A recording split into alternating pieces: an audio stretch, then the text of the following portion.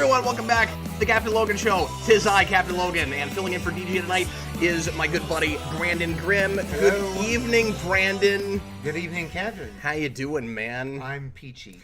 REM? Yes. It's time to hero up. This evening, we're going to be doing a regular Ask Me Anything show. We're also going to open talking about the possibility of the Snyder cut of Justice League going to theaters and being rated R. That's a thing that everybody this week has been talking about and people have asked me about. And so we're going to make that the lead-in topic for this evening. Brandon, DJ, has been under the weather. We were supposed to, this evening, do another Marvel Mania. We were supposed to do Ant-Man and the Wasp tonight, and he wasn't able to make it because he's not feeling well. So hopefully he's in better shape for Thursday, and we'll be able to have him on the Captain Logan Show then. But instead of just canceling everything tonight, I decided to go ahead and do a Captain Logan show. I've done all of the other new batch of Marvel Mania with DJ, and I don't want to leave him out with anything. So, and also I don't know who I would have gotten at last minute, and that would have, and I didn't want to just do it by myself. But anyway, all of those are supposed to be me and DJ. So if something like that happens and one of us can't make it, we're just going to have to put it off. So probably Marvel Mania doesn't come back until after the first of the year. People have been asking me about that. Next Tuesday, I'm going to be out of town, and then it's going to be the new year after that. So, yeah, it's coming upon us very quickly, folks, finally getting out of 2020, and fingers crossed that 2021 is not the insanity pancake that this year has been, because good Lord, Brandon, that is a pancake that I was just not ready to have to try to put syrup on. Well, here's the thing for me with this is I'm not sure it won't be, because this thing doesn't believe in years as far as I'm concerned. Well, of course, sure. So I'm just hoping it's early 2021 and not like late 2021 or early 2022. Well, and as always, not to get political or anything, but it's not like 2020 has only been weird because of the pandemic, right? Like, it's just been a weird year all the way around. And some of it's been the pandemic, some of it has been the way overall we've responded to the pandemic in, in some cases in ways that maybe you didn't expect. And so I don't know, it's just, that's had a lot to do with why the year's been weird, but it's been weird in general. You know, I think, maybe I'm wrong, I think even if that hadn't happened, somehow we would look back on 2020 as just a strange year. Totally. And like from here on out, hindsight is 2020 will have new meaning. Like I'll have flashbacks years later. Hindsight is 2020. Oh, I remember 2020. Blue Dragon 5 says Cap can't get enough of the food analogies. Yeah, I think I just think in food analogies now. Yeah, it's one of the many languages I speak, including Star Trek episode titles. And food analogies is in there as well. Welcome, everybody. See lots of folks in the comments there. There's Christian Ogden. Hi there. There's Mutale Rokeith is here. Daniel Davis. 5590ERS is here. Again, Blue Dragon 5, Daniel Davis. Maybe I said your name already. Matthew Bass is here. I said it right this time. And it feels weird in my mouth because I said your name wrong for weeks and weeks and weeks. And then I found out what it really was. And I'm like, oh, I don't want to say it correctly now. But I guess I should. I guess I'm going to. Brandon is going to feed us some pre-written questions tonight, and hopefully I'm the going to comments just disappeared. Oh, good. All right, so cool. That's awesome. It's also possible that Brandon will simply just be sitting in this chair. I don't know. I want this to work. You may have to just refresh there, Brandon. I don't know. The other thing I can do is pull the chat out and put it on this other screen and just make it as big as I can make it, and you might be able to read it there. But what now? Someone said, "Hey, it's Brandon," and I said, "Hey, it is me." It is Brandon. There he is. Yeah, it's gonna be weird reading comments this way, but I guess I'll do it. I'll go ahead and read the super chat real quick from John Ty because it just came in, and I usually don't get to these lately with these lead-in topics because last week was so insane with news. I wasn't getting to these until like half an hour into the show, so I'll go ahead and read the first couple that come in. John Ty, $5 super chat. Are our baser instincts to be curious about others or to be judgmental about others? I'd say our baser instincts, those things go right hand in hand. Do you agree with that, Brandon? I would certainly say so. Human beings, just as an animal species, that we're both immediately curious and immediately judgmental. Well, I mean, of course, like both of those are defense mechanisms. You want to know what's going on, and then the person, something happens to you, the person who saw you investigating wants to know what happened to you. It's just a chain. I guess we're just getting into the philosophy right away. Tom, $5 super chat. What would a Star Trek holiday/Christmas episode look like? You're an awesome guy. That's a great question, Tom. Thanks, man, and thanks for the compliment. So that's one of those things that a lot of Trek fans for years, I think, kind of simultaneously wanted, but were also horrified as to what it would look like. Like a Star Trek Christmas special, Brandon. Not that people would assume that it would be like the really horrible Star Wars Christmas special, but just how after 705 episodes of Star Trek that we never get a Christmas special, and even with New Trek we haven't done that yet. Well, I mean, Trek doesn't even really look at the mainstream holidays as far as I was concerned, with the exception of the movie Generations. There's a Christmas tree. There's a Christmas tree there, and there's a reference to Thanksgiving in TOS. And there's an ornament in Voyager. Yeah. And there's a reference to Halloween in TOS with Cat Spa. Like there are some holiday mentions here and there, but you don't get the sense that in the future, humanity is, Earth as one world government. I guess I can't just say Starfleet, but like the Earth people at that time in the 23rd, 24th century, they're not celebrating holidays the way we do now, and if they are, it's not for the same reasons, right? So Roddenberry was very much an agnostic and an atheist, and he had the idea that in the future we had kind of grown beyond the need for religions. That wouldn't necessarily mean that you wouldn't have Christmas. There's a lot of people who celebrate Christmas that don't believe in any kind of an entity. So you could still maybe have that. I think you could do an episode where there's somebody who what I would do is I would have somebody who has just a real traditional family that goes all the way back. Maybe even like a Tom Paris or somebody. Like maybe part of the reason that Tom Paris is so into 20th century history is because his family has continued to hang on to certain traditions that go back at least that far. And then his family has celebrated Christmas every year, and so he continues to do that. And a lot of people on Voyager are like befuddled by that, where they're like, why do you still celebrate that? What is the point of that? And then he replicates TVs, for goodness sake. Yeah, and then he brings everybody like the true meaning of Christmas, or maybe like Voyager would be the one to do a Christmas episode. Yeah, that'd be the place to do something that sappy. Or an Enterprise like would Neelix too. really gets into it. The other place I would do it would be Enterprise, and I would have Phlox get into Christmas as he's like studying different cultures, and he asks for one of the classic Christmas movies for movie night. You know how they were always doing movie night? Sure. And some of that is public domain or old enough it's easy to get the rights to, because they always did public domain movies and that because they were cheap and they didn't pay for movies. No, I'm kidding. It was either like Paramount stuff or it was like really old black and white public domain stuff. So I would have. So is Miracle still owned by anybody? I don't know, but that's what I was going to say, is I would have him like showing the crew Miracle on 34th Street, or what's the other really big one that's a Christmas movie but not really a Christmas movie that I love, but sometimes in the moment I can't remember the name of. The Jimmy Stewart one? Yeah. Maybe It's a Wonderful Life. I've never seen that. Maybe he's doing it. You should. It's brilliant. It's one of my favorite movies, but sometimes in the moment I can't remember it. Anyway, okay, I'm seeing a whole bunch, but those are a couple of ideas. I'm seeing a whole bunch of super chats. Let's go ahead and talk about the lead-in topic for the night before we get into some of those, Brandon. So we got word this week, I think this was just yesterday or the day before, that Zack Snyder really wants the Snyder Cut of Justice League to premiere in the movie theater at the same time it's going to HBO Max, just like the rest of the Warner slate is doing this year. So, Brandon, if you don't know about this, and it's been stirring up a lot of craziness. There's kind of this big war going on in Hollywood right now because of this announcement from HBO.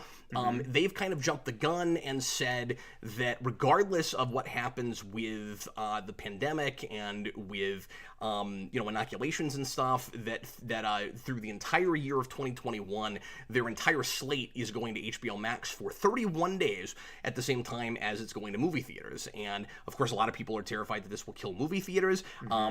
There's every reason to think that movie theaters are dead despite that. You've got... I just saw a headline, and I didn't look deeply into this, but I just saw a headline yesterday that said that it is now official that AMC will be completely out of money by the middle of next month. Oh no! They're done. AMC is quartered in our hometown. That's true. Yeah. They are. Yeah. In fact, I have accidentally gone into the parking lot of the headquarters before trying to get to one of their movie theaters, because their headquarters is 2 blocks from one of the big multiplexes out here. That's the Main Street, right? It's not the Studio 28. It's the, where is it? It's not Mission. I forget. But anyway, one of them is I think it's like a 21 screen or something. It's like 2 blocks away from the headquarters, and the headquarters building is about the height of the movie theater and has the logo at about the same place. So it's really easy to accidentally turn in there when you're trying to go to the theater. So I've done that before. So I've been in Leawood. I've been to the park. I don't remember. I've been to the parking lot of that. I now don't care. I've been to the parking lot of that theater. But anyway, so now Snyder is saying that he's really hoping that he can convince Warner Brothers to put his movie out the way that they're doing everything else, and he's talking about it like he thinks it's going to happen. And the first thing I thought was, that's probably a pipe dream, and then the next thing I thought was, well, I guess from their perspective, maybe why not, since they're doing it with everything else. The thing to keep in mind, and the reason I kind of don't want it, and some of this is selfish on my part, and I'm in a little bit of a different situation. Some of this is because of the way I'm going to have to review this, so take this with a grain of salt. Some of this is just me being selfish, but the thing you got to keep in mind is that every other movie that they're doing with this is like a movie. It's like a normal length film that'll be, couple hours long and will go in both places. The Snyder Cut, and unless they were to decide to change how they released it, I don't want this. The Snyder Cut is 4 hours long, and it's going to be released in 4 episodes. So they're releasing it as a miniseries instead of a movie, but Snyder still wants it to be released as a movie. So if you put that out in the theater, it's going to be 4 hours long in the theater, and it's going to be it's going to probably need an intermission. I can't imagine what I would say that I can't imagine that you'd have a 4 hour movie without a break, especially in the middle of a pandemic where everybody has to wear a mask. Like, this is not the time to sit in a theater for 4 hours. People are already a lot of people are already kind of afraid just to be in a movie theater right now. And so more power to them if that's what they decide they really want to do, I guess. I'm certainly not going to see it that way. Or at least I don't want to. I guess I shouldn't say I definitely won't, just because for the sake of reviewing, I guess I could see myself deciding I need to. It kind of just depends. I don't know. We're not there yet, so I'm not going to make any commitment right now about how I'm going to do it. But here's the thing. If it goes in the theater at the same time as the first episode drops, and they say if you want to see all of it right away, you can, now we've got this massive spoiler problem, because HBO Max, as far as I understand it, is planning on releasing it several weeks in a row. That may change. Maybe I don't have that right. I'm almost positive that that's what I read when they first put this news out, and it would be weird if they didn't, because they keep talking about the Snyder Cut as their Mandalorian. They're hoping that they can get a lot more subscribers with that, like Disney has with The Mandalorian. Well, that's a thing that comes out week to week, and it's several episodes long. So if they at the same time put out the Snyder Cut in the theater, and you could go see it, then the whole internet is going to know everything that happens in that movie 4 weeks before it all comes out. And I don't like that. Well, I say it's just selfish. The more I'm thinking about it, I don't like that. Everybody's going to get it spoiled. It's going to be really hard to even be on the internet for a while. Sure. If you don't want to know what happens in that movie. And you might say, well, Cap, I mean, it's just a director's cut of a movie we've seen already. No, it's not. It's going to be really different. And there are still folks saying that it's not going to be all that different from what Whedon made. We know that cut only had like 20% of Snyder's original footage. It's a lot like the Richard Donner Superman situation, except Snyder shot more of his movie. And so in the case of Justice League, there is no way that it's not quite a different movie, especially because they're going back and doing some reshoots now. So who knows what else they end up putting in that thing. And so, again, some of it's selfish for me. I don't want to have to go sit through that. in the theater, especially because I'm not expecting to love it. I'm expecting it to be more crazy insanity like BVS. One of Snyder's big selling points trying to get people to see that movie is it's going to be insane. I mean, yeah, anybody that thinks that somehow this is going to be more sober than BVS was and have more heart and not just be a lot of violence for the sake of violence and be kind of out of touch with how storytelling works and won't be pretentious and won't be really self-important. I'm not sure where you're getting that, and it would be great if you were right, but I don't trust that. Let me also take this moment to say this. I don't know why anybody's surprised about the rated R thing. I got some messages about this because this is the other part of this, when this was announced, that A, he's hoping to put it in the theater, and B, it's going to be rated R. Well, the first movie he made was rated R. They just made a PG-13 version of it and put it out in the theater. This is going to be his cut.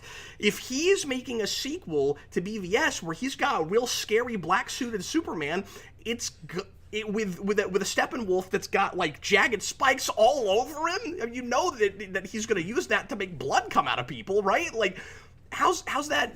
Why is anybody surprised that they're now saying that's going to be rated R? And then part of that announcement was, and this is just Snyder bragging about, because he is a music video guy, and he's like, is this going to be cool and edgy? And in his mind, surprising and shocking and also adult is like, mid 90s. Kind of like MTV edgelord or something, like he thinks he's making The Crow every time or something. Like it's weird. And of course that was a smarter movie than the stuff he's making. But anyway, so we had word that Batman is going to have an F-bomb, and people freaked out, and I was like, I don't know why anybody's surprised by that. Like that doesn't blow my mind in any way. So anyway, that's the news that's fit to print on this. I kind of hope it doesn't go in the theater, but I imagine it probably will. Let me say this. I don't mind if it does, as long as it's at the end of the run. And I don't think we have any information about where it would drop. I don't remember in that article it saying anything about where that would happen, because Warner's hasn't greenlit that yet. It's just Snyder saying, I want this to happen. Unless there's been more news in the last 24 hours that I don't know about. Because sometimes that happens, and I tend to be outdated as soon as I open my mouth about something. But because that's the nature of the world these days, Brandon, of the internet. Like, you can't start talking about anything before. It's like computers were in the 90s. As soon as you get it out of the box, it's obsolete. Yeah. And ironically, computers aren't like that as much as they used to be, but news is. Anyway, so if that movie comes out, and even being 4 hours or whatever, hopefully it's got an intermission. If that comes out like the day they drop episode 4, okay. Like, fine, I guess. But I don't want it to be there at the beginning. And I also personally don't think that should have a wide release, since it's a TV series. Like, that's how they're pitching it. I don't know, like, don't do both. This strikes me as, let me say this too, this strikes me as Snyder trying really hard to look more legitimate than he looks to a lot of people right now, where he's like, it's my time again, finally. And I'm like, a lot of people that want to watch this it's just out of morbid curiosity. Like, I don't know how many people he's really going to turn around on this, but anyway, so his attitude is what his attitude has always been. I think Snyder is a tad delusional about this stuff. Maybe that's going a little. I mean, maybe that, I don't think that's going too far. Maybe that's a harsh word for a lot of people, but he comes off that way to me every time he talks about this stuff. He sounded delusional. You said the same thing when he talked about how he wanted them to put out the Snyder Cut. Yeah, because at the time, there was no way that was going to happen, and I think he really believes that that's only happening because of, or at least he talks about it like this. He talks a good game if he's more I don't know, sober than this, but I think he's got it in his head that it was just this big movement of, like, the majority of fans really wanted to see the Snyder Cut because they knew it would be so much better than the watered down version they put in the theater. And yes, that was watered down, and maybe it will be better in the sense that it will be somebody's creative vision, certainly, but I don't expect that movie to be more coherent than the thing Whedon slapped together in like a week and a half. It took longer than that, but it sure doesn't look like it did. It's the internet echo chamber effect again. You know, a few people get really loud. But I also think it's just, but with Snyder, I also think it's him buying his own press from 20 years ago. He still thinks that people look at him the way they did when he made 300, and for some people when he made Watchmen. That's where he is in his head. This isn't just about the echo chamber thing. That's a problem universally with everything right now. But I think with this, specifically to Snyder, I think it's more if there was a movement, he thinks a lot more people were involved with it than are, and he is ignoring the fact that this is the point I was trying to get to. He's ignoring the fact that there was a turnover in power that is the reason this happened. If the same people running Warner's when the Snyder Cut thing started were still running it now, this would never have happened. This is all AT&T, and we've talked about this. But anyway, so Brandon, if you see any questions or comments about what we're talking about right now that you want to throw at me, go ahead and do that, and then I'll go ahead and go back to some super chats. Something specific. Did you somebody said it just says S, it doesn't give their screen name. Does an R-rated JL Justice League film feel as wrong to you as it does to me? I feel Justice League should be a film everyone can see. Yeah, but I feel that way also about your lead-in movie to Justice League, right? So, I mean, again, I just don't know why anybody is surprised by this. It's like, we picked the wrong guy. At this point, this is not a Justice League movie. It's a Zack Snyder movie with the name Justice League slapped on it. I mean, he changed these characters in some pretty strange ways. I don't think understands some of these characters. He's reinvented them to be a lot more superficial in one note, and the whole thing is just this is just my opinion. I know some people like his stuff. I like things about BVS, but it's mostly visual. And remember, I like Zack Snyder going all the way back. I like 300 and Watchmen both quite a bit, but he was I've always said this, but he was adapting material before he was coming up with it in the first place. And the guy's just not a storyteller. He's not a writer. I still will never understand why we gave him the keys to the kingdom, and now it looks like we could be doing that again, which is just insane to me. But yeah, so I mean, like, sorry, but if you're gonna give Zack Snyder Justice League, what do you expect? Like, it's gonna be a real cynical, bombastic, just turn these characters into something like loud and I don't know where I was going with that. There was a word I was looking for, but anyway, I don't know. It's just like nobody. It's just the kind of deconstruction he does. Because we had this silly quote from his wife back when people were divided on BVS, where she's like, "Well, I guess people just don't want their heroes to be deconstructed," and I'm like, "Well, I want it to be done like sensibly and intelligently, and I want your characters to feel like real people to some degree." But anyway, what else do you see, Brandon?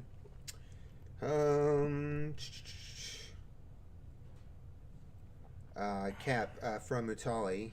How do you feel about WB rumored to want to do a world's finest film with Pattinson Batman and Cavill Superman? I hadn't heard about that. That's interesting. I want to see Cavill get a second Superman movie first, though. You have to reinvent that character from the ground up. And we need to see Cavill finally actually play real Superman. I can't believe how close to a decade we are, by the way, from his first playing that character. Really? It's nuts. Yeah, because that was 2013. I mean, we're like 2 years away now. Wow. 2.5 years away from that having been a decade. It's not going to be too long. By the time a Superman movie would have to get greenlit right now for that to come out for the anniversary of Man of Steel. And that's nuts, goodness. Right? Yeah. So I don't think I want to see that until I see that character redrawn with that actor, especially because that's what we did the first time around for a Superman sequel, is we just slapped Batman in it. And I don't think that it was unsalvageable after Man of Steel. Of course, Brandon and I loved that movie the first time we saw it, and then it just falls apart the more and more I watch it. And then after BVS, I started to really see the seams where I was like, oh, I was giving this far too much credit. Like now I see what he was doing, and with a lot of stuff. And I would just sit here and review that again because I've talked about that a lot. But it's. I think it would be kind of a shame to bring him back again finally just to do another Batman team-up, even if it was really great, because then it would look like, we'll see, like you have to have Batman for anybody to care about Superman. I don't like that. I want to see a real honest-to-God Superman movie, and we don't need Batman or Superman or anybody else to make Wonder Woman popular. Guess what we need to do? Just make a decent movie. That's it. And you know, her sequel is finally about to come out, and people are excited about that, and as am I, and the early reviews look good, which doesn't mean anything, because early reviews look great for the things that most of us thought were horrible all the time. However, I'm excited about all the comparisons I'm hearing to Richard Donner again, because that first movie had a lot of homages and connections to that film, and it sounds like it might be, if the reviews are to be believed, kind of that again, but on steroids, and that would be wonderful, you know, if it's handled right. Since I just brought up Wonder Woman, I'm going to segue myself into something. I want to mention a request that I've been getting from some people, and I'm thinking about doing a poll about this. I don't know that... I really am on the fence about this. I don't know if I'm going to do this, but I want... so even if a lot of people like this, please don't think that I'm necessarily... or that I'm definitely going to do this. I've not decided yet, but I am curious to see how much interest there is. I'm getting some requests. I don't want to say a lot, but I'm getting a few requests right now to do a blind commentary on Wonder Woman 84 on Christmas. I'm going to have to work on Christmas now because that movie comes out that day. I'm going to go ahead and stay home and watch it. I was going to watch it with my family, and I'll show it to them later if I end up doing this, but there is an opportunity here we've never really had before, where a brand new superhero movie comes out, and I can comment on it minute to minute as I'm watching it the first time and do a reaction video. And some folks are kind of wanting me to do this. I did this with the BVS director's cut and the extended cut. Some people really liked that and some people didn't. It's hard to pay attention to everything that's happening when you're talking over something, of course. So there were criticisms that I lobbed at that maybe weren't fully fair because I didn't know everything that was going on. Like, I'm not going to be right about everything when I'm looking at it the first time out. And that was an extended version of a movie that I had seen before. This would be from the ground up. I've not seen this, and I'm just in the moment going to make a few comments as I'm watching it. Probably a lot of dead air in that video because I'm going to want to actually watch it, but I would be responding and reacting to certain things, and you guys could watch it with me and we could do it in real time. I would probably make it a live show. I don't know if I definitely for sure want to do that, but I'm willing to consider it if there's a lot of interest in it. So leave your comments and let me know, especially after the fact, like in the main comments. I'll go back and look at this, and Brandon can let me know what people are saying in the comments, I suppose. But I'm not taking a poll right now. I'm just, feel free to leave comments, but I will probably take a poll about this a little bit later. But I just wanted to go ahead and drop the notion and see what people thought of it, because I had not considered doing that. And somebody mentioned it today in a live stream game, or a live game stream I was doing, and I've heard it from a couple other places too. So perhaps, I don't know, I will consider it. Anyway, Brandon, are you seeing anything else about the Snyder thing that we need to tackle? My comments did update, and there was at least one other question back there that I'd seen, but I don't remember what it was. Okay, well, let me go ahead and start getting into Super Chats, and then just monitor that like a hawk, because I'm going to come back to you here in a minute for a pre-written. So I'll do a couple of Super Chats, and then I'll come back to you for pre-written. So just have something prepared for me if you could, sure. Brandon.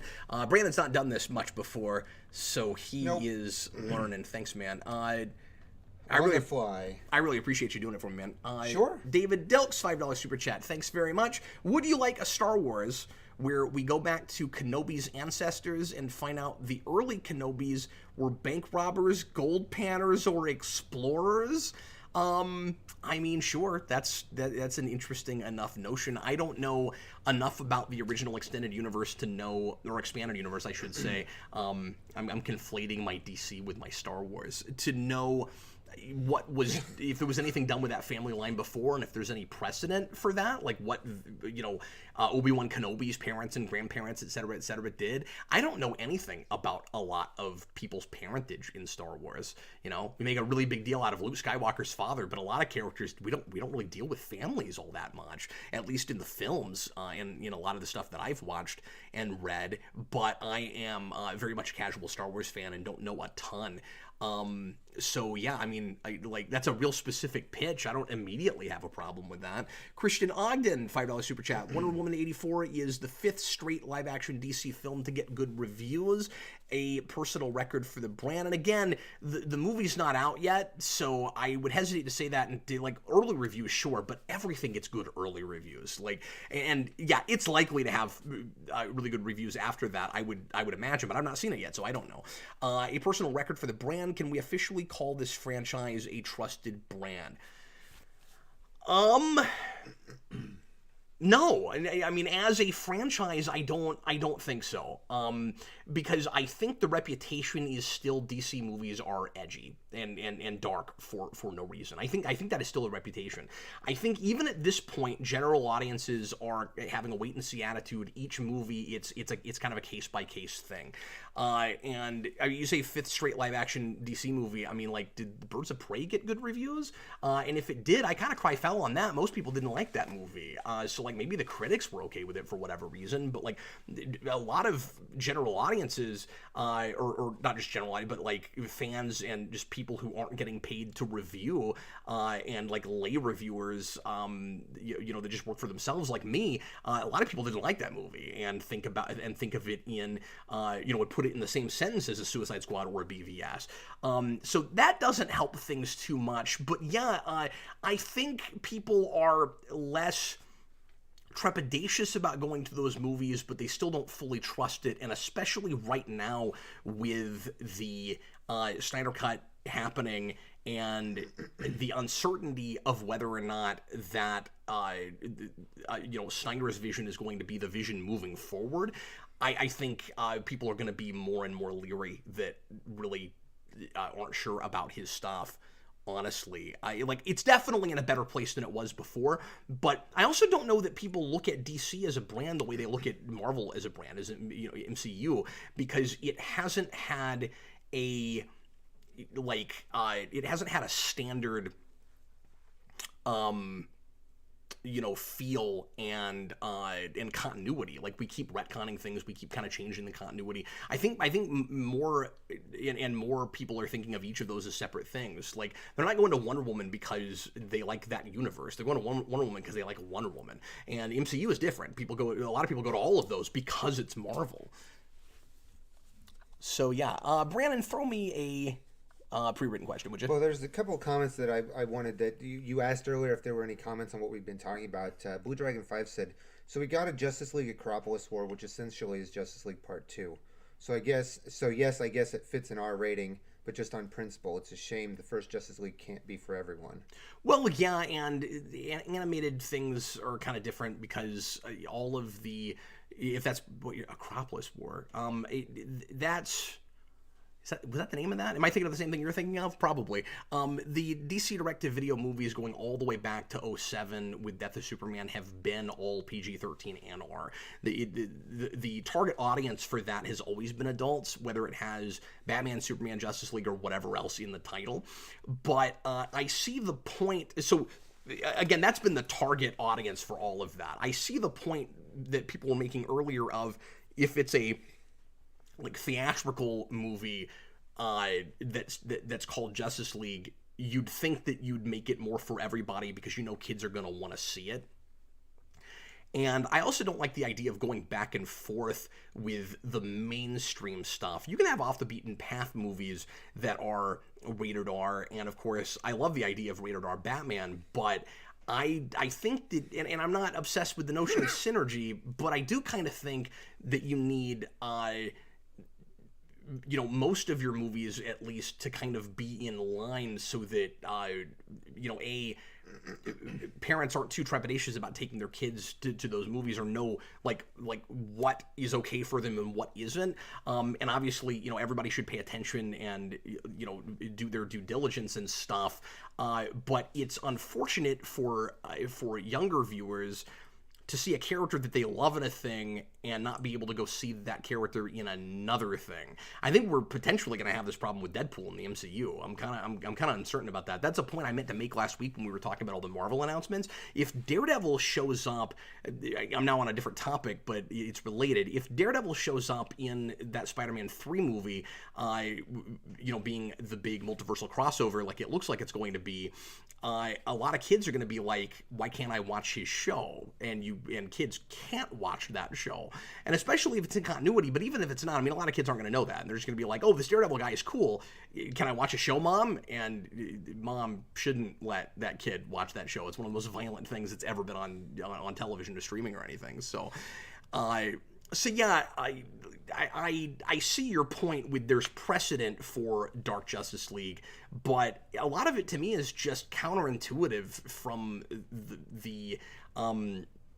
the standpoint of Warner Brothers. I just don't get why they would hire Zack Snyder of all people when everything that he had done before those movies was fair for adult audiences and really really edgy and dark and violent.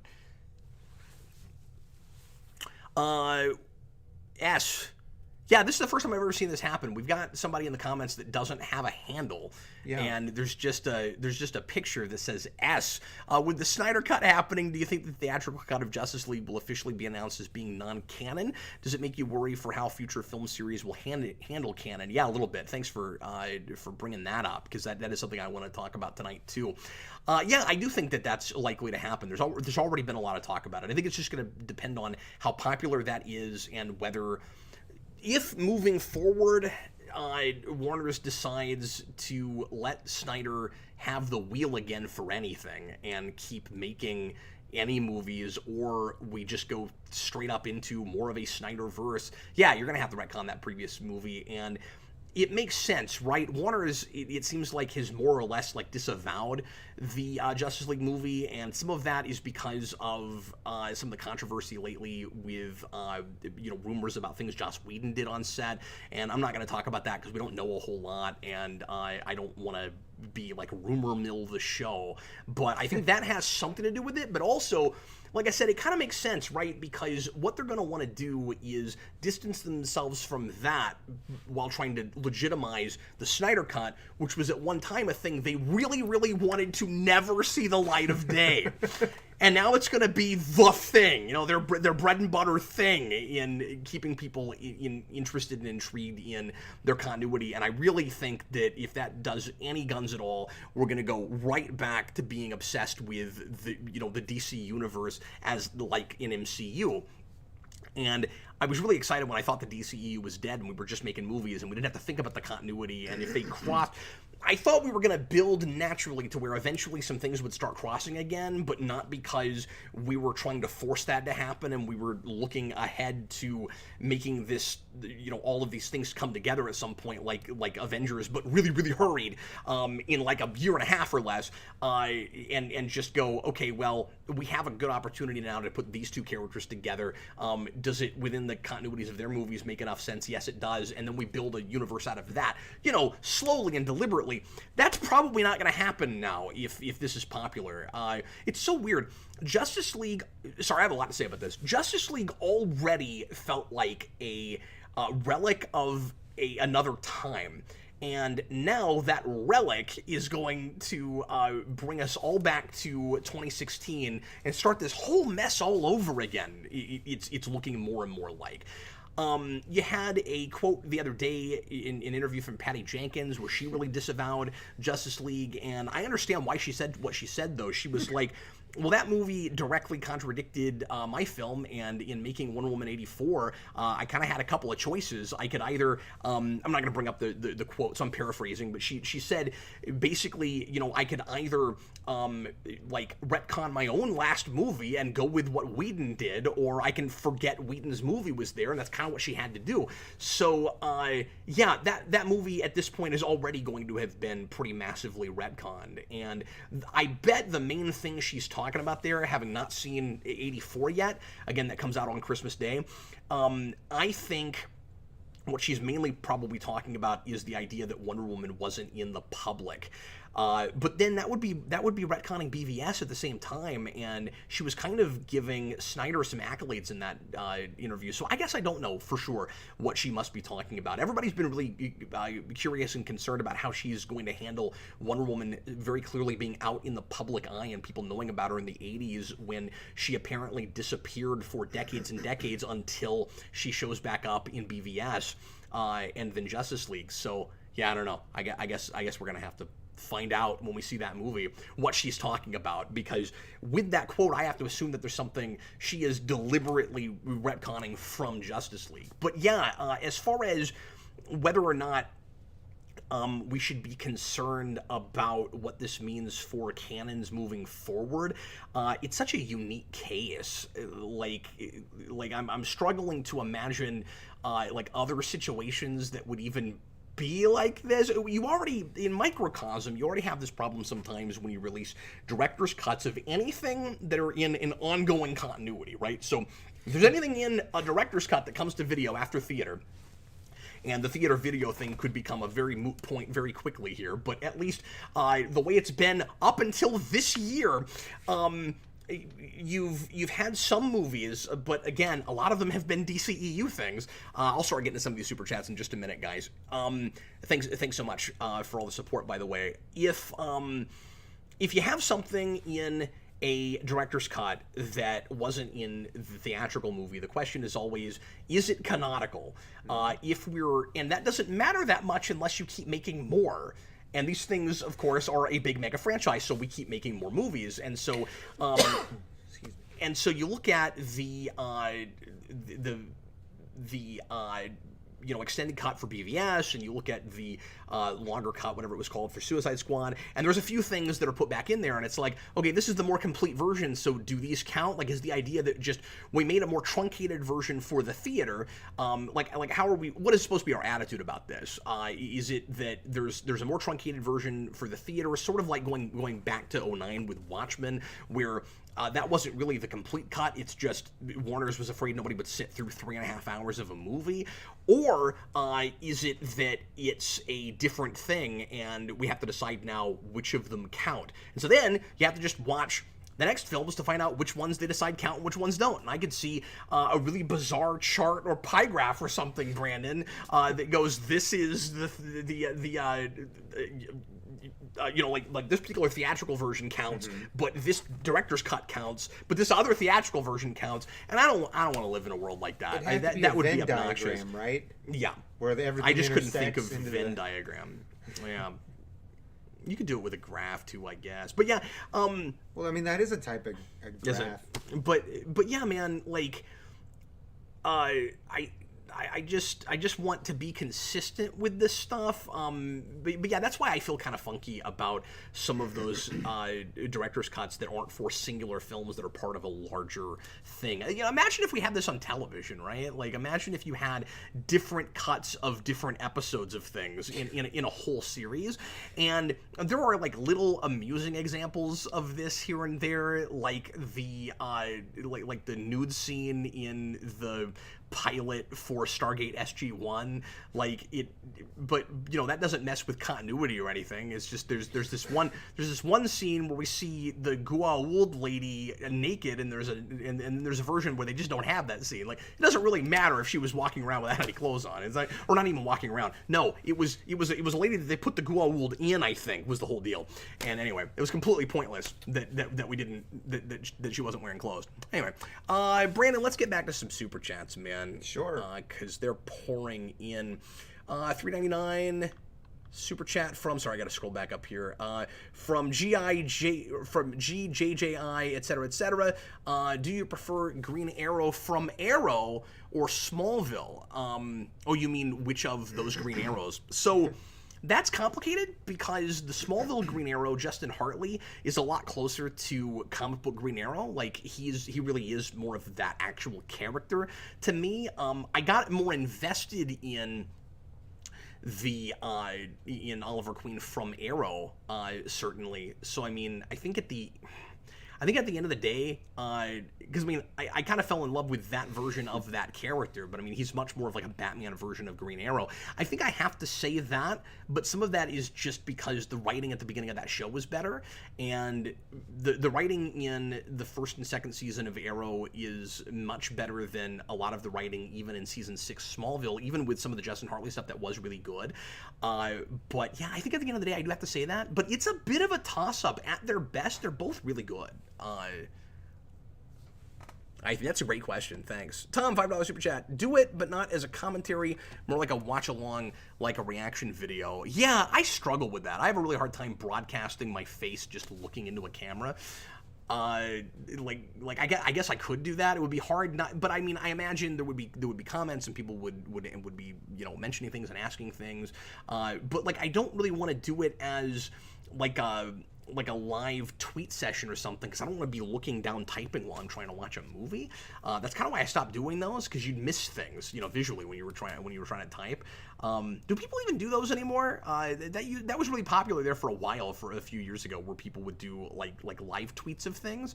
I think maybe the spoiler thing got the better of people, where people started complaining that, like, if you live tweet a show as it's happening and anybody happens to see your feed, you know, Twitter, Facebook, whatever we're talking about. I'm not really on Twitter anymore. Now, you know, a bunch of people that want to see that are going to get major spoilers. So I would always try to write those in such a way where if you were watching, you knew what I was talking about, but I didn't actually spoil anything, which was really difficult and kind of get me a headache, which is a lot of the reason that I quit doing it. But anyway, so I wouldn't want to do that. But yeah, I don't know. I'm gonna take a poll. I'm gonna see what people think about it and consider doing something. Obviously, if I was actually talking at all during it, it wouldn't be, again, there would be dead air. It wouldn't be me constantly talking as I was watching the new Wonder Woman movie, but to never say anything, I think, would be sort of strange. It would be hard to leave on the channel, which I guess I wouldn't have to do. I guess I could just live stream my watching it and then just take it down afterwards. But I'm not sure what the point of that would be. I don't know if anybody would care about that. I don't know. And I'm weird about reaction videos. I like to have some substance. So I don't know. But what I was going to say is, if I did it, I would watch the movie again before I did a proper review. Certainly. I wouldn't come off of that and then get into a camera and start talking, because I'd be missing at least 30-something% of that movie, I'm sure. So I don't know. I'm uncomfortable with the idea, but I'm not saying no yet. I kind of wanted to get people's opinions on it. So thanks, Tom. 5590ERS, 499 Super Chat. Which director would you have liked to be in charge of the DCEU instead of Zack Snyder? Wow. After seeing Wonder Woman, I'm going to say Patty Jenkins, but during the day, I didn't know about her work, and I wouldn't have thought of that. So that's entirely retroactive. But like, now seeing the quality of her work, I mean, I think she'd be great for it. I also may have at the time said Ben Affleck. It might have been, he might have been right for it, although most of the stuff he's made, I think all the movies he's made have, you know, himself directing, have been more kind of art housey type things. So I don't know if he would have been really prepared for a big team movie like that, or anything really even massively action driven. Like, he was supposed to direct his own Batman movie, which is what the Matt Reeves movie is now. That's what that turned into, the Batman. It started as his project, but his script was completely thrown out. So like, it's not, I don't know that that's taking anything from that, but that's at least, like, you know, we were slated for a standalone Batman movie directed by Ben Affleck. Now that has turned into the Matt Reeves thing, which got pushed back again, by the way. That's 2022 now, apparently. John Ty, $5 super chat, and then we'll get back to pre-written. With the lack of understanding we're getting back to philosophy here. With the lack of understanding for one another as individuals, is being in the board collective a good thing so everyone can think the same? No, certainly not. And I don't want everybody to think the same. I think individuality is really important, and I think you lose not just freedom but humanity once you do that. Certainly. Like it's not, you know, there are things that are, and some people won't agree with this, but like, some things are more important than just peace. Like peace, but at what price? At what cost? You know what I mean? Yeah. Absolutely. I mean, that doesn't seem like it benefits the many in that instance either. Like, it's just not beneficial. I mean, that's the very essence of the Borg is taking your humanity, is taking your culture. You know? Yeah, you wouldn't have a culture. Sure. So, like, being alive is not as important as how you live, certainly. And one of the things that freaks me out most about the culture right now is how much of a push there sometimes seems to be in getting us away from individual thinking and trying to make everybody the same. And we need to If you don't think like me, you're no good. Yeah, we need to be able to be challenged and be comfortable with challenging other people. And, confrontation and conflict is not inherently bad and negative. It can be negative when it's handled wrong, but people need to go back and learn how to respectfully argue and challenge each other and better themselves because of that. It's like sometimes it feels like some of us are more interested in bettering the society before we want to better individuals, and I don't even know what that means at that point. Like, I think you have to have one before you can have the other. You do those things kind of simultaneously. So yeah, I like people need to be allowed to speak their minds. I think that's really important for for a good functioning whole. One yes, that is a John Ty question, Lewis Cox. Yeah.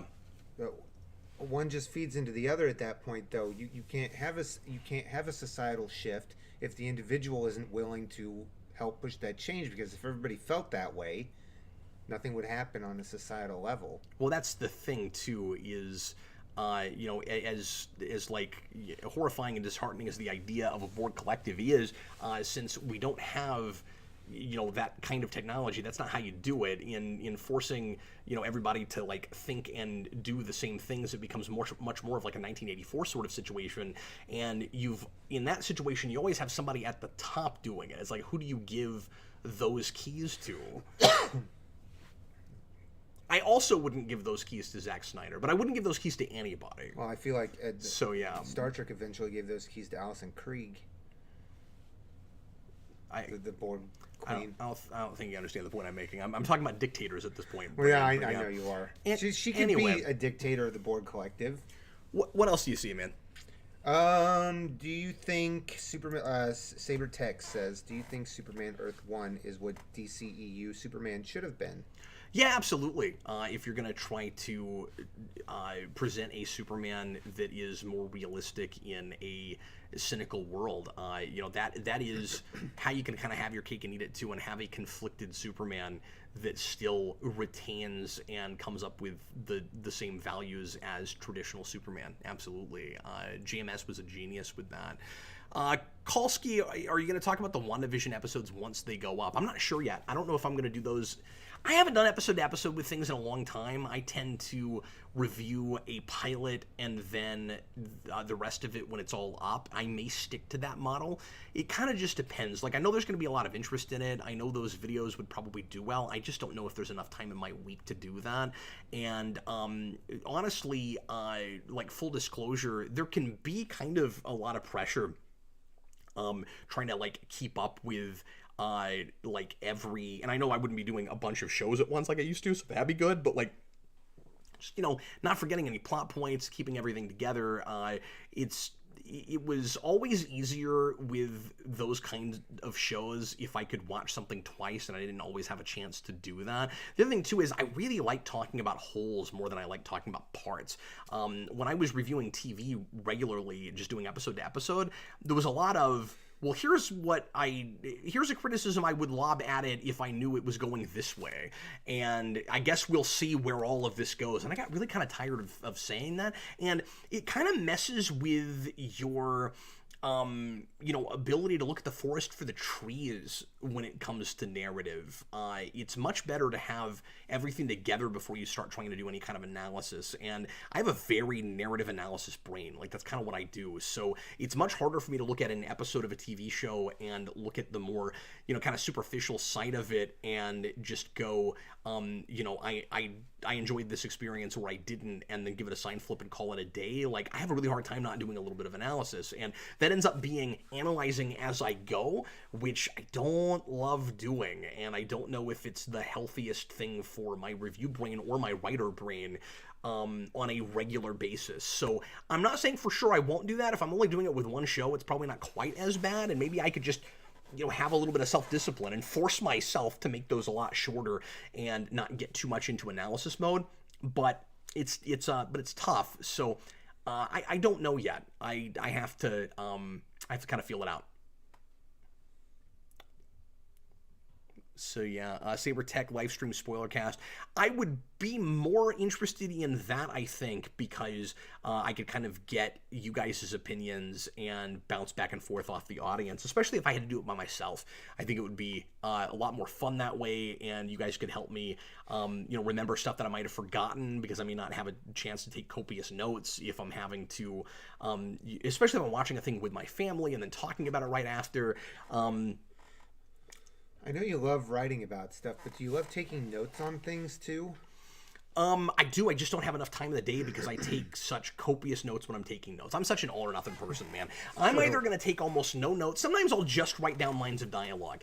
Brandon, that's a great question. I'm either going to take no notes at all and try to just really commit stuff to memory, and sometimes, if I've got the time, just watch a thing twice, and hope enough stuff kind of sticks with me. Maybe I'll make some bullet points, but that's about it. Or I'm going to take so much meticulous notes, which I hardly ever refer to, by the way. It just keeps it all fresh in my brain. I'm going to write so much down that it's going to take me twice the amount of time to watch it that it should, because I'm going to pause constantly. Yeah.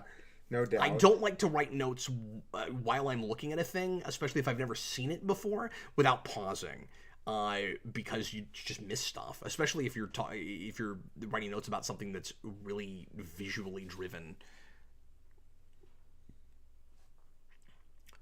So anyway, Brandon, can you throw me a pre-written question? Yeah, AMC Comics asks or says, "Hey Cap, with the new rumored additions to Defoe Goblin, Thomas Hayden, Church Sandman, and Gyllenhaal Mysterio, do you think Hollander's third Spider-Man will have a multiverse Sinister Six?"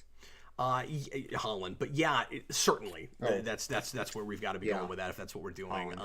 Especially because Amazing 2 was building toward a Sinister Six, and we've never actually done one on screen yet, and so yeah, surely that's what they're doing if that ends up being the big giant multiverse movie that it looks like it is. I had not heard about Church yet, but that's not real surprising. I had not heard about Defoe yet, but I was hoping that would happen, because if we got to bring anybody back, it's got to be Defoe, right? So yeah, Mutale, are you going to do a Mando Season 2 spoiler cast soon? I got to wait for Dan. He really wants to do that with me, and so it's going to be after Christmas whenever we get to it. So yeah, everybody just be patient. It could be as much as a month after that last episode drops. And I'm going to want time to go back through it again like I did with the first one, because I think that discussion will be a lot better if I have all of it fresh in my mind as a singular piece. But boy, I've been loving that show. It's just wonderful. Jedi Knight, if the Mandalorian had a small shard of kryptonite, could he kill Superman? Yeah, I mean, he's pretty skilled, especially if he's got his jetpack. I think first season Mando not as likely. Second season he's got his jetpack. So yeah, he could at least fly. Should I be watching that show? Yeah. Should I get Disney Plus to watch it? I mean, it's up to you, Brandon, but I think it's really good. Well, okay. Your recommendation. Yep, it's great. Okay, so let me get back to Super Chats real quick. Jerry Martis is a name I don't recognize. Welcome. How are you? $5 Super Chat. In 1 week, Wonder Woman 84 drops. This is a fact that cannot be disputed. 1 week later, Season 2 of Netflix Transformers. Oh my God, really? So I'm gonna have to immediately go back to work and just kill myself trying to watch everything. And 1 week after that, Cobra Kai Season 3. Are you excited for all three of these? Yes, but it also sounds really daunting, because I've really enjoyed this year where there hasn't been a lot of new stuff, and I haven't had to keep up with things and try to find the time to watch things a couple times when I can. And you all right, Brandon? Yeah. And sit down and watch stuff. So yeah, that sounds a little daunting, but yes, I am definitely excited about all of those things. I really liked that first season of Transformers. I gave it a pretty glowing review, and I really like Cobra Kai. I think that third season could potentially go way off the rails. I'm kind of expecting that to be the one where it loses its way, but I hope not. I really hope not. Pandora, $5 super chat. When will we get proper rewinds for the Telltale Batman games? That's a thing I'd like to do. It just, again, daunting. That sounds like a ton of work, and I'm going to have to basically drop everything to work on those, because it's going to be, playing through those games again and going a couple of different ways and doing a lot of comparing and contrast of the different paths that you can take through those. Let me do one more super chat and then we'll go back to pre-written. Lewis Cox, £5 super chat. I believe she may have been talking about Steve Trevor. Oh, yes. I bet that is the thing that Patty Jenkins was talking about with retconning Justice League. Yeah, good call. Yeah, of course. That is probably the big one. And then Lewis Cox left another super chat and said the same thing. I think he accidentally left 2 super chats. Well, thanks, man. Brandon, can you tell me another question? Yes. S, what do you have there? S, the Hello? person without a handle here. S. The S stands for hope. Geek Evolution. Would you consider Galactus a supervillain? He's just trying to survive and isn't really antagonistic until he has to be. So I have a hard time calling him a supervillain. No, he's a supervillain in that he's destructive, and the thing that he's wanting is at the expense of everybody else. There are lots of villains that have sympathetic motivations and that maybe even sometimes can't help but do what they do. Like if Parasite is a villain, Galactus is a villain. Anybody that in order to survive has to go hurt other people ends up being a villain just by default. Like you need superheroes to fight them. They are antagonists for the superheroes. There are different categories of villains, just like there's different categories of heroes, certainly. Like I think of it in the same way as there are certain superheroes that kill people and certain others that don't, but I still consider them superheroes. So if you have villains who want to kill and other villains that don't want to kill but still kill, yeah, they're still villains. Mm-hmm. Definitely. It's kind of the thing they do that makes them bad guys more than their motivations. Although that's maybe where that whole metaphor breaks down, because I am talking about the same thing with superheroes, where if they kill or don't. But with that, interestingly, I guess with superheroes, it's in my mind the way I'm talking about this. Maybe this is stupid. Maybe with superheroes, I'm saying that it's more about motivation, and with villains, it's more about action. And I don't know if that makes any sense, but I'm just pointing out that that's what I just said. So I may have to mull that over a little bit. But yeah, I don't know how to not put Galactus in the villain. If he had to fit in one, if you had to put them in a box, if all you have are heroes and villains, Galactus is a villain, right? If all you have are heroes and villains, because Punisher kills bad guys and never good guys, he's a hero, but there's this sort of asterisk next to that, right? So maybe at the very best, you can put an asterisk next to Galactus. He's a villain, but, Punisher is a hero, but. I really like what you said, though, about, with supervillains, it's about motivation, because it really is. Like, anytime you see a supervillain... Well, actually, what I said was with supervillains, it's less about motivation. Less about motivation? Yeah, what I was saying is it's more about action. So what I said, and I don't know if this makes any sense, what I said was, with heroes, you can have a hero that is trying to save people, like they're going after only the bad guys, and helping, like innocent people, right? Yeah. And whether or not they kill, some of those I would still call heroes. So at that point, it's about their motivation. They want to help people, right? Okay. But with villains, whether they want to do what they're doing or not, if they are murdering, they're still villains. So that's about action. Okay. And with heroes, it's more about motivation. That's what I'm saying. I don't know if it makes any sense, but that's what I ended up saying. Yeah. Solar Dragon, is Deadpool a hero? It depends. In typical comics, no. He's a sociopath that is trying to be a superhero and doesn't understand what that looks like. But there are places where he does heroic things, and so he could fall into that category in certain places and not as much in others. I would say that he's not a hero when you go to movies in his first film, but he is in the second film. more so. Lewis Cox, no, wait a minute, I've got one before that. John Jones, $5 super chat. Cap, you did a pilot review of West Wing a couple years back. Did you ever continue watching that show? It's fantastic. No, I need to. Has it been that long already? Yeah, I don't find a lot of time in my day to watch things that I'm not reviewing, for the most part.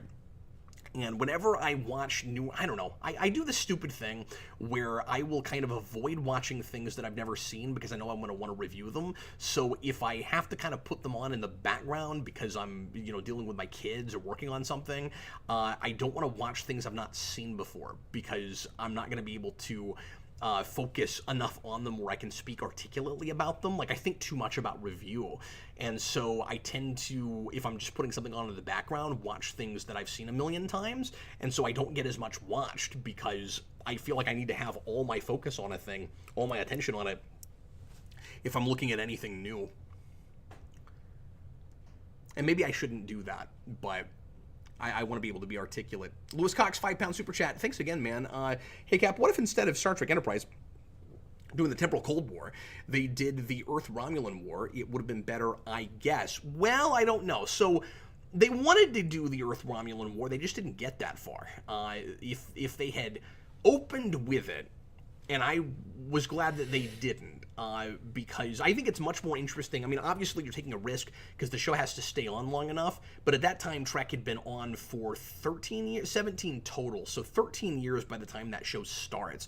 They had every reason to think that it might still get a 7-year run just like everything else they did.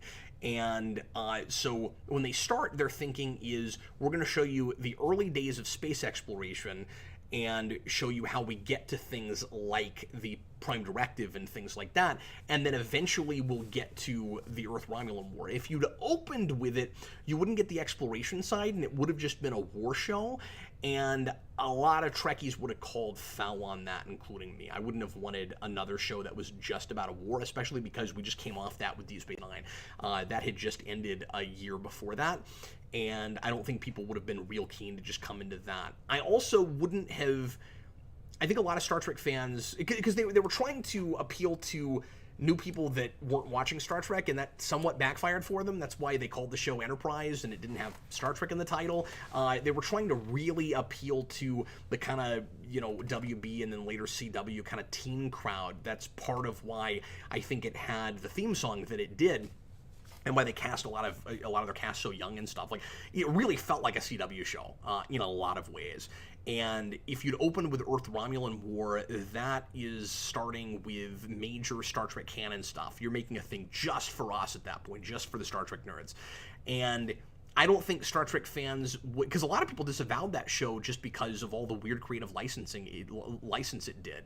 Like, people didn't like that Klingons had foreheads in that show because they didn't in TOS. Why do they look like that? They didn't like that they were introducing so many major new species that we'd never seen before. What's with the Denobulans? Why have we never seen one of those before? Or are you at some point going to have a genocide happen for that entire race? Mm-hmm. Nah, we just in later extra-canonical stuff in books just have Denobulans all over the place. Like, it got really silly. And if they had the same attitude starting with Earth-Romulan War, they would have almost certainly done the same thing that they did actually in that show with the Romulans, where they have to make up really silly reasons that they're never on screen with humans because we're not supposed to know what they look like. But the reason that happened in the original series is because going back that far, I don't know if you know this, we didn't have ship-to-ship communication yet, visually. We only had audio. That's the only reason that Vulcans and humans didn't know what Romulans looked like. And or at least why humans didn't. I think Vulcans were aware that Romulans were an offshoot. I can't remember, but I'm pretty sure they knew that. But anyway, I'm a little rusty. I think that's true. In Enterprise, they felt like they had to extrapolate from early 21st century, not from the 60s. So of course we had to have view screens right away because we basically had that then already. Mm-hmm. So now we gotta come up with really silly reasons for that. So extrapolating from 21st century, I wouldn't have wanted to see Earth-Romulan War, but they were going to do it had they gotten another season. And in fact, it would have happened the very next season or the one after it, because I think, so sorry, here comes Star Trek nerd talk now, but 2151 is the year that the NX-01 launches, and in canon, I believe it's 2156, if not 2157, that the Earth-Romulan War happened, so it would have been Season 5 or 6, and that show ends at Season 4. We also have chronicled that from the NX-01 Enterprise perspective now in novels. I don't know if you know that, and I've read a little bit of that, and it is fine for that show. Like, I forget who wrote that. I think it was it the Garfield Ray Stevens? I can't remember who wrote that. But anyway, they're hilariously really authentic to the feel of that show. So like, really? It's a little hokey. It's a little silly. I mean, it's very Enterprise. It's how that show would have handled it. So like, at least it's consistent. But yeah. Anyway, but nobody in the comments cares about that. And Daniel thinks I'm a little out of it. I don't feel out of it. But apparently I'm a little out of it. Okay, what else do you see there, Brandon Grimm? Sabertech asks, I think this is an interesting question. At Geekvolution, if you were to adapt your novels into graphic novels, what artists would you pick to draw them? I don't know. Let me think about that for a second. Wow, you kind of blindsided me with that. And then immediately, so this ends up sounding sort of self-indulgent. I'm going to talk about my own work again. Hey, but you were asked. It's not like you brought it up. Yeah, I mean, this might sound like an obvious thing to go to just because he's been in the news lately, because he's about to get Batman on Detective. But I mean, I think Dan Mora could do some really nice things with my multiverse book with Girl with 7 First Names. I don't know who I'd go to, if you're talking about just like major comic artists. I don't know who I'd go to for the food novel, because I don't know how silly I would want that to look, or how like really serious. Like that could go so many different ways. Like what I want, I don't know. Like that book gets so like rough and tumble and serious and kind of like disgusting in very strange ways. I could see a Santaluco. A Mateus Santaluco doing like a real like hard-edged food people graphic novel. That could be cool. Dragon 5 says it'd be funny if Capullo did Edible States. John Ty, I thought of Alex Ross. If you did like really photorealistic, like still paintings of fruit. You do that with the food people, you know what I mean? Or like, that's funny. A family portrait ends up being a bowl of fruit. Where people do, but people do those kind of like lifelike, like still paintings of fruit, where the objective is just to make it look as like real, like it was really there as possible. But you do that with food people, for like hyper realistic, yeah. Yeah, Mutali, I can't see McFarlane as a good fit for that, and if it was Liefeld, it would work fine because he wouldn't have to draw realistic-looking legs or feet and hands. We know he can't draw feet and hands, so if you had just like cartoony-looking, spindly legs and arms with like four-fingered cartoon gloved hands, I think he could probably handle that. That would probably... Oh, Tim Sale is an interesting notion, Solar Dragon. Especially for the food novel. I could really see that, yeah. That's cool. Yeah, Mutala, you're right. If Jack Kirby was alive, he'd be a really good pick for particularly the multiverse novel, yeah. But anyway, what else do you see there, man? S again. Aggie Felicia. Hi, S. Back to Snyder Cut for a second here. Yeah, With sure. the Snyder Cut happening, do you think films could end up being like video games where the creators will release DLC post-release to add stuff or fix issues? Oh man, I hope not. And we're already, like I said, too much in that place where if people are unhappy with a thing, you can just go, well, I mean, we've still got some footage on the cutting room floor. Maybe we can make it more like what they wanted and then just call it a director's cut. I think we're doing that some. I really do, and I think we're going to see more of that. And I don't like it. Excuse me. Especially with more things going to streaming than movie theaters, I can see it where it's like, oh no, don't worry, I know you hated it the first time, but here in a month you're gonna see this version that's much better. Yeah, would we have gotten? Pardon me, and maybe we would have. I don't know, but would we have gotten the extended cut of BVS as quickly as we did if it weren't for how polarizing that was, because the way Warner's pitched that was, here's the version we should have released. That's what it really felt like. And I'm like, why didn't you put that out? Oh, well, because it was rated R. I'm like, yeah, there were a number of things that improved that movie at least a little bit that had nothing to do with that R rating that should have been there in the first place. Could that really happen, though? Because wouldn't that be, like, exorbitantly expensive for the studio to go back and, redo these parts of movies? And nobody's going to, they might shell out some of the money, some of the time for some of the things. But if we're talking about... So I hear what you're saying, and you're right, especially when you're talking about something that takes a lot of special effects. Yeah. It gets expensive, and that's a little bit different than the DLC thing with video games, because you got to pay for man-hours, but you're not going back and doing anything different than they might already be doing, because a lot of video games have... are supposed to have longevity and are about, and I don't always like this, but are about keeping the thing going and putting out a lot of DLC. So if you're already paying people that are going to be there for that game that you put out anyway to do new stuff for it, you can also just have them do improvements while they're there, and it doesn't cost as much as it would to go back in and pay people that you have to hire people back and do new special effects for things and stuff. So you're absolutely right about that. It does become a little bit easier kind of when the model isn't the theater model or the DVD or Blu-ray purchase model, because it might be a thing. If you think that it would keep people subscribed to a streaming service, then it might be more worth it. But I guess I don't know. So yeah, I don't think we're ever going to see that to the extent that we do video games, for exactly the reason Brandon's saying. Maybe more with animated stuff, but animation's not popular enough in this country for anybody to care, or for enough people to care. But I do think that there's already too much of it happening. Sure. I think any of that is too much, really, but... But also, would we really allow ourselves to get to a place also where we would have so much content that has 1,000 different versions of itself? Like, any one property could have 5 different endings, that just to take that to an extreme. But I mean, how many different properties are you going to want to see have multiple? Well, we can't start. Did you see that one? No, I didn't see that one. I saw that one. Yeah. Well, I'm glad you mentioned that, because the other big difference, of course, is you do have video game franchises where we keep putting out, new games in the same franchise, but it's a little bit different than when you have an ongoing continuity for TV or movies, where it takes longer for those video games to come out, and there's that gameplay component that is as important, or sometimes more so, than the storytelling, whereas with TV and movie, it's all stories. So the point I'm making is, you can't have 5 different endings to every single thing that everybody saw, because there has to be a definitive canonical ending if you're going to make more of it. Right.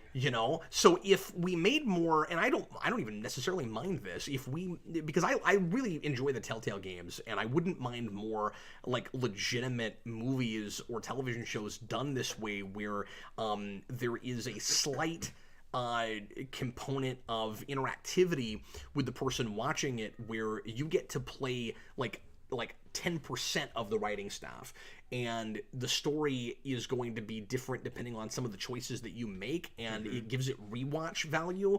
And some of those stories, versions of that story may be better than others, but you can't have too many episodes of a thing like that, or rather, overall stories in a universe that does that. It's kind of like in a video game sense. That's kind of like a choose your own adventure, right? Because it just back and forth. I played one of the video games that I played on the PC, Deus Ex. I really loved that. It had 3 different endings depending on if were you more violent or were you more benign as you went through the game. Well, and I'm suggesting that you could have a singular piece that does that, where you have and we do have some interactive movies now that do this, and they're even making a choose your own adventure movie that's going to do this, specifically that brand.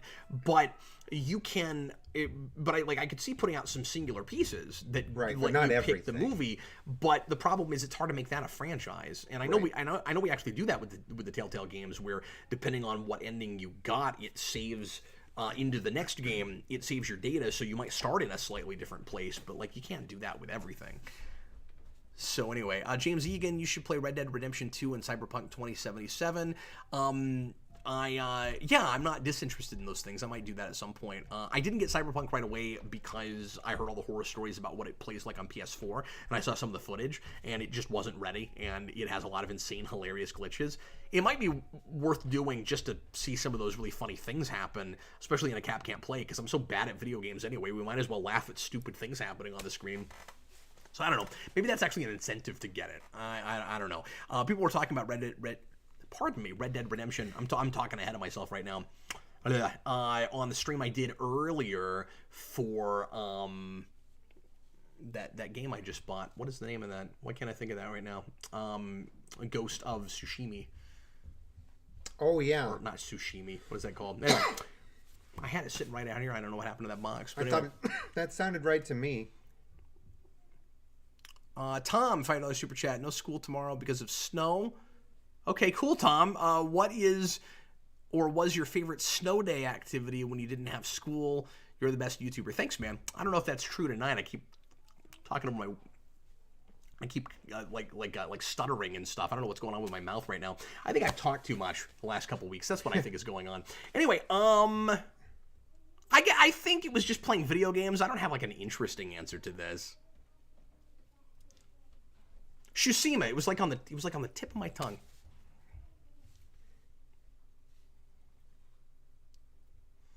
AMC Comics, Capian or Brandon, have you watched or played the Death in the Family interactive movie? No, I talked about that the other day, though, on a stream, AMC, I think the last Captain Logan show.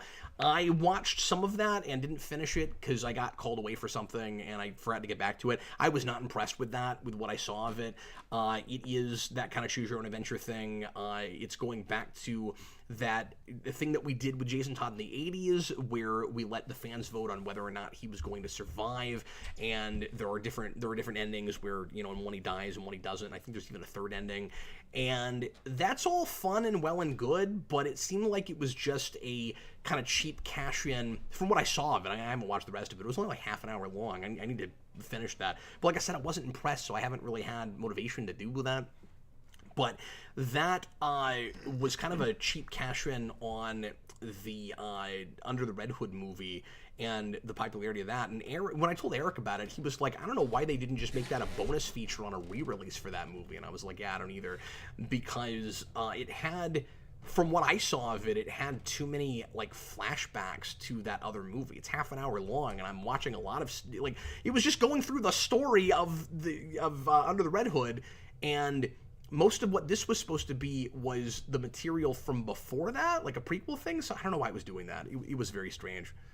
And it should not have, no, it wasn't. Death in the Family was not worth the full price. And that was part of what was disappointing with me with it and making it hard to go back and look at it. So, yeah. Blue Dragon 5 says some paths were better than others. Okay, I'll take a look at it. Lewis Cox, you played it a bit earlier today, Cap, and you were getting good at it, kinda. Yeah, thanks. I agree. I don't even think I would go as quite that far.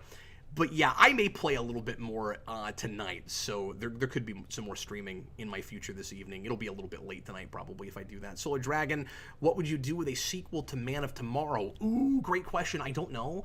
I need to watch it again. I mean, I've only seen it the one time, and I absolutely adored it. I need to show you that, by the way. Yeah.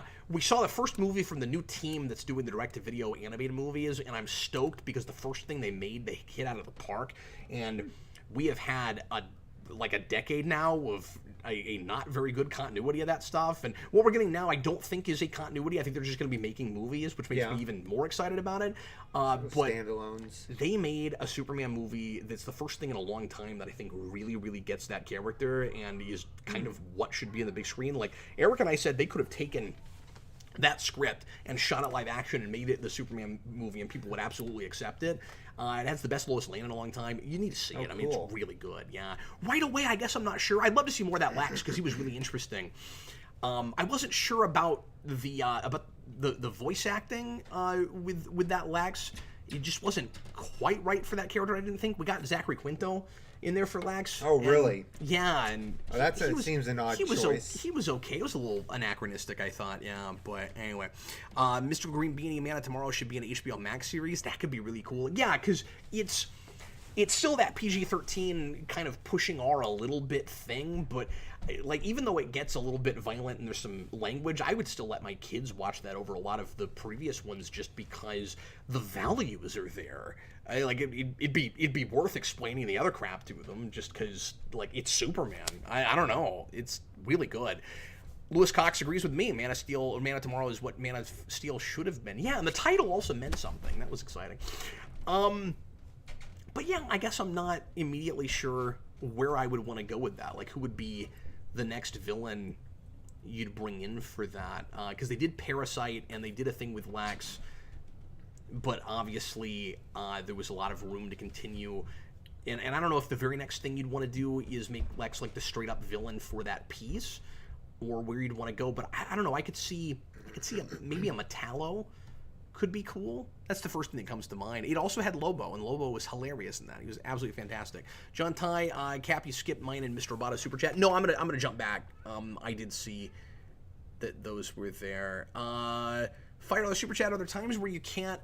This is a consummate John Ty question. Are there times where you can't explain why you like something or hate something, and what was it about? Oh, absolutely, yeah. It can be very difficult to articulate those things. We've seen that in the show tonight even. Sure. There's a few things, that comes up all the time. Comes up all the time.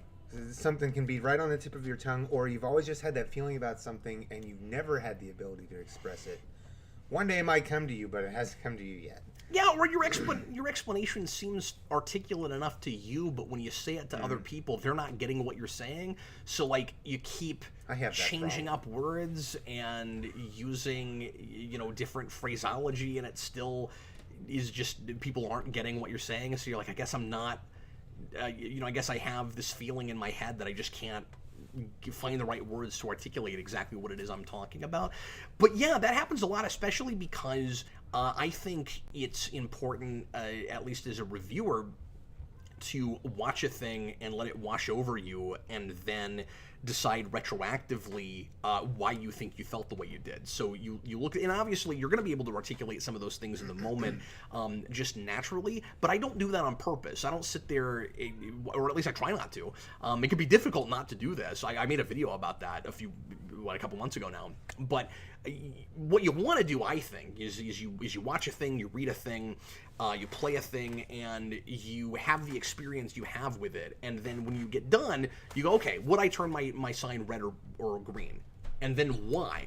So like that before you know the motivations, before you know the reason behind it. You're just like, I really liked that. Okay. Yeah. Now let's get into the substance of that. Now let's get critical. Now let's figure out what worked and didn't work about that gets us ultimately to a green sign flip. Not while I'm watching it, I'm like perfectly articulating and making a checklist. This is great. This is what this is about. This is terrible. This is what this is about, but it's not effective at it. I think you should do all of that if you can after the fact. And sometimes it's difficult to articulate them. So even after the fact. Yeah, exactly. Solar Dragon, what do you think of American Alien? I like it overall. Eric and I did a review of that a couple years ago.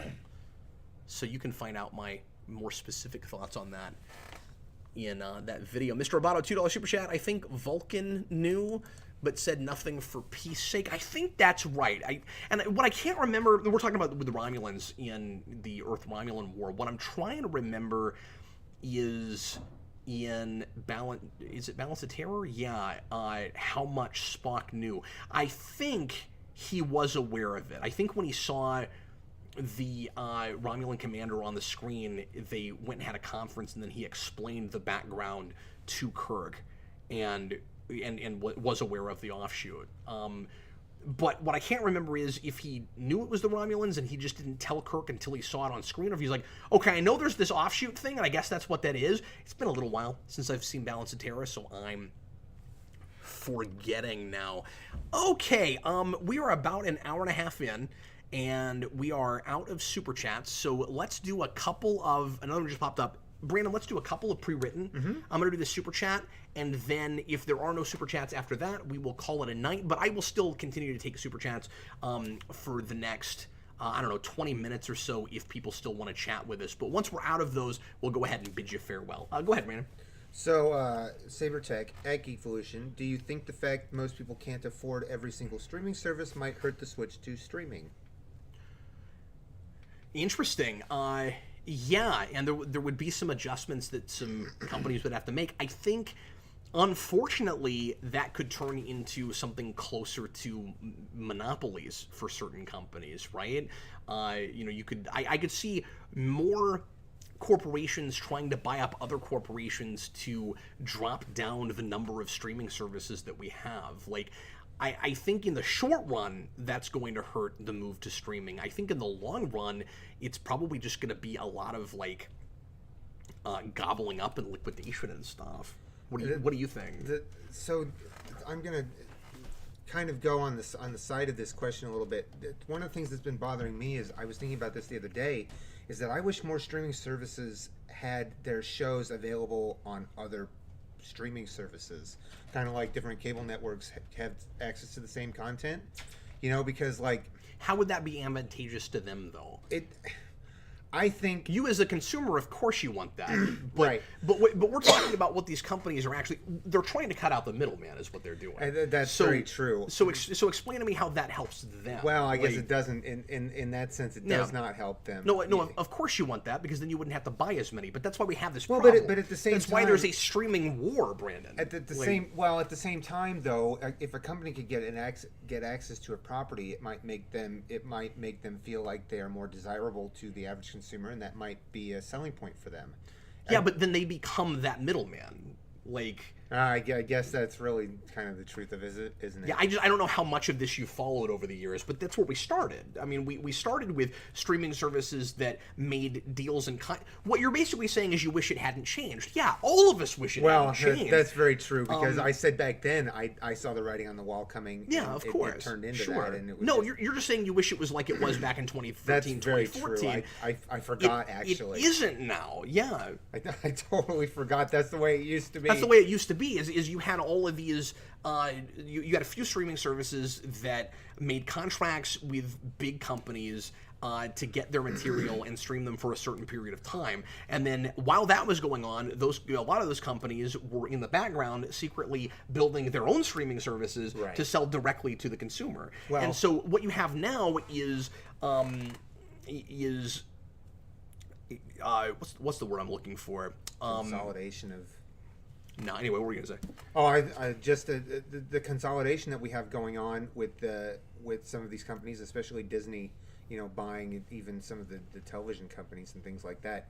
That bothers me that they some of those deals weren't stopped, because it just seems like it's pushing out a lot of people that otherwise would still be players in the game. But yeah, what you have is TV networks that don't want to have to be just on cable and stuff anymore. They want to be the thing that sells directly to the consumer, which is why you've got things like CBS All Access. Like, they don't want to be combined with a bunch of other things, because you have to split all that money. If CBS can go, look, we've got this huge library of things going all the way back, and we can sell directly to the consumer, they get 100% of that. And that's why they do that. I mean, that's why they're not going to Netflix and stuff anymore. True.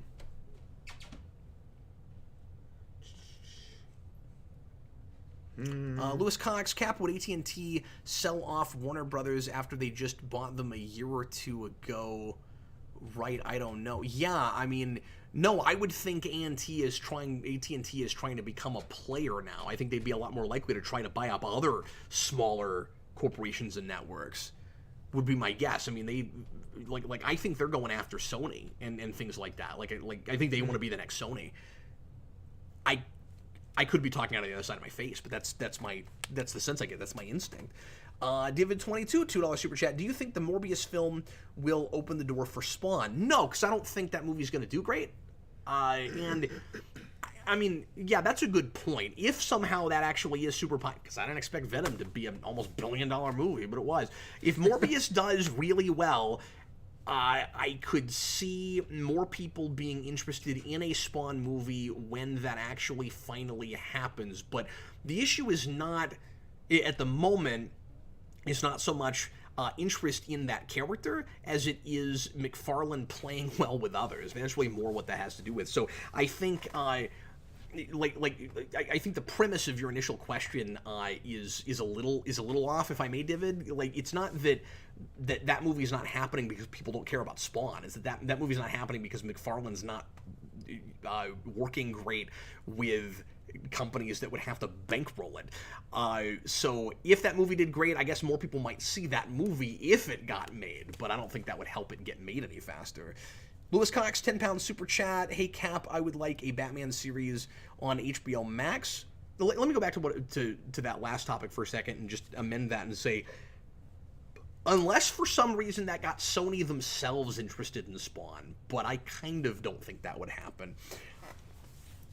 If it did, though, wouldn't it be insane if they decided to try to put that and Spider-Man in the same universe? Okay, I don't want to talk about that. Let's keep going. Hey, Cap, I would like a Batman series on HBO Max and not on the CW, but I don't know if Warner Brothers would want that for reasons I don't understand. Why have they not done a Batman series since the 60s? Yeah, and not counting Gotham, because they still didn't put Batman in the suit. Warner Brothers has always had this weird synergy thing where they don't want a live-action show and movie happening simultaneously. And that seems to be consistent. That seems not to have changed. And I don't know why that is. I think, like a lot of things, that character works as well or better on television. It's such a huge rogues gallery. You can tell some really great sprawling stories. There's really no reason not to put that on TV.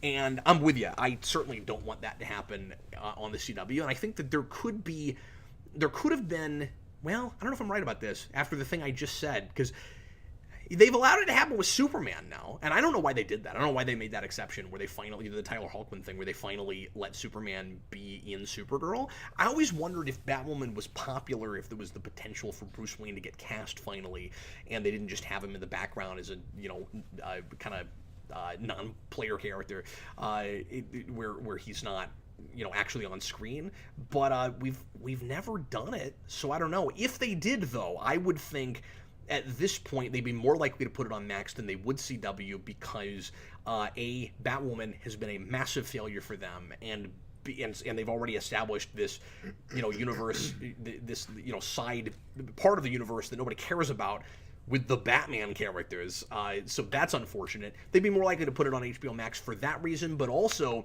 because it's kind of all about darker Batman stuff right now, and there's already been a lot of rumors and talk about potential shows in the Batman universe on HBO Max, not just the Matt Reeves spinoff that would be a police show thing, which, by the way, the showrunner of that left, which is unfortunate, but also there's been talk about doing, I can't remember what exactly, I can't remember if it's something with Harley Quinn or with like a prequel thing. Oh, there was talk about, like, I don't know how rumory this was. There was talk about like maybe spinning off and giving Affleck his own thing there. I don't know. So if a Batman thing happened on TV right now, it would almost certainly be on HBO Max. So the comment that I've been holding for you here, the Rainbow Nightmare had asked at Geekvolution, did you hear the rumors that there might be more Batfleck stuff on HBO Max under the Red Hood? Yeah, there's been a lot of talk about that. So I guess that would be the place where we would finally get away from that weird embargo where you couldn't have them in both places at once. But see, that would still be synergy. That would be the same continuity. They're looking, like they always have been, partly at what Disney is doing with Marvel, right? So Marvel is blurring the lines real hard between movies and television, and they're going to finally start making, or they have been making, they're going to finally start releasing Disney Plus shows that are as important to that universe and talks to the movies as the movies. And so Warner is looking to do the same thing with HBO Max pretty clearly. Yes, indeed. Thanks a bunch for the super chat, man. I appreciate it. 5590ERS, $4.99 super chat. Do the Matrix sequels break the first movie in your opinion? No. I mean, it's nice to ignore them when you watch that first movie, certainly. It kind of feels like they shouldn't count in some ways with that first movie. So yeah, I guess, technically, like if I have to really rigidly answer that question, if they all count as canonical, sort of, I don't know. It's more that first movie breaks the other two, where it's just, they don't work real well with that, where it's like Neo is pretty depowered when you get to that second movie, just so that we can keep having the same iconography. Like, it's hard to look at those as stories as much as, and there's some interesting ideas in them, and Eric and I just did commentaries on those, but it's hard to look at them as stories so much, as opposed to just being a cash-in on the popularity of that one movie. But it's very clear that when you get to the end of that, like, it never needed sequels. It's very clear when you get to the end of that what happens in the second film is just not what would have happened. Like, Neo was ready to tear the whole thing down, and then that's not where we go. So, yeah. Okay, Brandon, what else do you see, man? Let's do one more if you've got something. Matali asks, Cap, which is better, Superman Earth 1 or Superman Man of Tomorrow? I need to watch Man of Tomorrow again. At the moment, I'm going to say it's still Earth 1, and I still would like to see that adapted if it was adapted well. But I will say those might be the guys to do it. Yeah. Okay, that was quick. If you see something else, we'll do one more, Brandon. If the Mandalorian had a Jedi Knight, it says, if the Mandalorian had a small shard of kryptonite, could he kill Superman? We already answered that. Oh, we did? Saber Tech, which do you think is worse, animated Killing Joke or Batman and Harley Quinn? One is a bad adaptation of a beloved comic. The other is a bad continuation of a beloved animated series. Yeah, I'm going to go with Batman and Harley Quinn. That was insulting in a different way from Killing Joke, although they were both... And I especially go that way if you can ignore the weird short Batgirl prequel thing before we get to the Killing Joke part, because it's just awful. Both of them are pretty offensive, but I think I'm going to give the offensive award to Batman Harley Quinn. I think that is the worst of them. Well, I think that is going to do us for this evening. I think I'm going to go ahead and call it a night. Thanks a lot for watching, everybody. Hope you had a good time. We sure appreciate it. Thanks for helping me salvage the evening and do something else since we weren't able to do Marvel Mania. Okay, there's one more super chat. I guess I'll go ahead and answer this real quick. John Ty, $2 super chat. Will foreign entertainment ever be mainstream? I don't know. I think in some ways it is already. It kind of depends on like what thing we're talking about. Yeah, I just don't see it that way. Like, of course, American entertainment, especially movies, is pretty, ubiquitous. Like, most countries watch our stuff, and that's not as true going the other way, but like, there's a lot of people here that watch anime, and I think a lot of them would consider it mainstream because there's such a big audience for that. So I don't know. I think at that point it's just a matter of what you consider mainstream. Like, if you're asking, will any other market ever take over the world the way America has? I can't predict that. It kind of just depends. I think some of that depends on what we're kind of considering the big superpowers at the time and stuff. I don't know. But there are a lot of... Yeah, Mutali says, like, Parasite is mainstream. Like, yeah, we have movies that are made in other countries that get as huge here and win awards and things, so...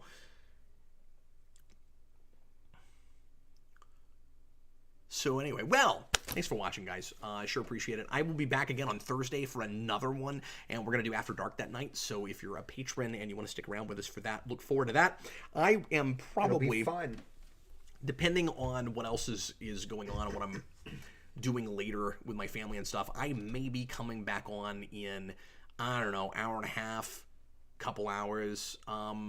So it would be like 10:30 or 11 probably before I came back if I streamed tonight.